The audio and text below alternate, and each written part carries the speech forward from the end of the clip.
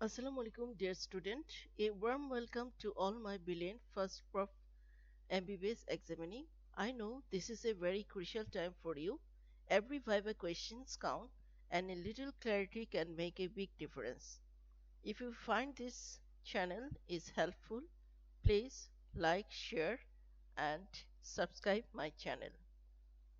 Your support help me to reach more students like you. Today I discuss one of the important Viva questions of first prof MBBS Viva examination: comparison between primary and secondary cartilaginous joint. What is primary cartilaginous joint? It is a joint two bones is connected by hyaline cartilage. It is a temporary joint. Secondary cartilaginous joint, two bones or bony segment is connected by mainly fibrocartilage. This is permanent joint. So this is the primary cartilaginous joint. Two bone segment is connected by hyaline cartilage. In parts of the growing long bone, we known as the epiphysis, epiphyseal cartilage, metaphysis, diaphysis.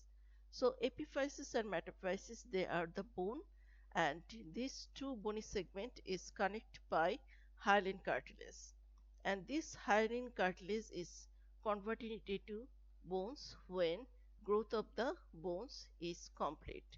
So this joint is not exist in adult life. That is why primary cartilaginous joint is a temporary joint. The structure of the secondary cartilaginous joint: two bones or bony segment is connected by mainly fibrocartilage. But you see, this is the articular surface. This articular surface is covered by thin layer of hyaline cartilage. So you can say the secondary cartilaginous joint is formed by the fibrocartilage and primary cartilaginous joint is formed by the hyaline cartilage. Another important features of the secondary cartilaginous joint: this joint present in the midline. But in case primary cartilaginous joint, it is not usually present in the midline.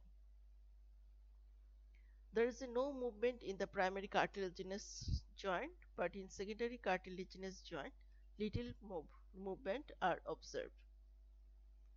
This is the movement of the secondary cartilaginous joint. Primary cartilaginous joint very strong and stable. Secondary cartilaginous joint strong but permit little flexibility. This is the example of primary and secondary cartilaginous joint, and some students add this example as a point for comparison between primary and secondary cartilaginous joint. Don't do this, because this example don't give any informations, and from this information you cannot separate the primary cartilaginous joint from the secondary cartilaginous joint. So this point not include as a important point to comparison between primary and secondary cartilaginous joint. This is the summary of the primary and secondary cartilaginous joint comparison.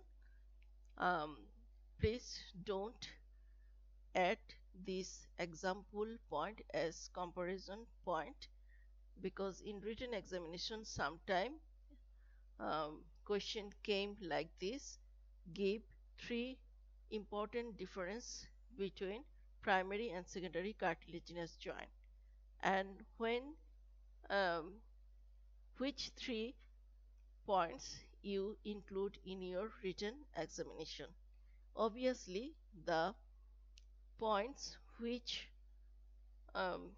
describe the structure of the primary cartilaginous joint and structure of the secondary cartilaginous joint, because by structure we can differentiate primary from the secondary.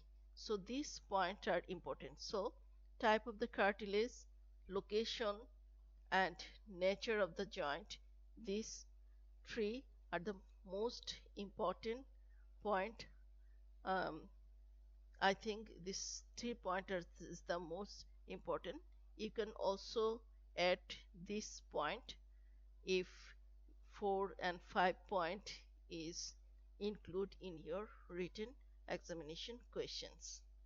So this is all about today's video.